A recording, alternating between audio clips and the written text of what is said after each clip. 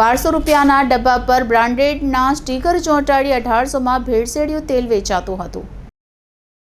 લિંબાયતની 2 દુકાનો પર કંપનીના સ્ટાફે ગ્રાહક બની રેકેટ પકડી પાડ્યું। માર્કેટમાંથી હલકી કક્ષાનો 1200 રૂપિયાનો તેલનો ડબ્બો લાવીને 2 દુકાનદારો તેના પર બ્રાન્ડેડ તેલની કંપનીના સ્ટીકર અને બૂચ લગાડી 1850 રૂપિયામાં વેચી દેતા હતા। આ બાબતે તેલની કંપનીના સ્ટાફને ખબર પડતા સ્ટાફે પોલીસની સાથે લિંબાયત ત્રિકમનગર ખાતે શ્રી દેવનારાયણ કિરાણા સ્ટોર અને શ્રી હરિઓમ સુપર સ્ટોરમાં ડમી ગ્રાહક બનીને તેલની ખરીદી કરવા ગયા હતા, જેમાં બંને વેપારીઓનો નકલી તેલનો ભાંડો ફૂટી ગયો હતો।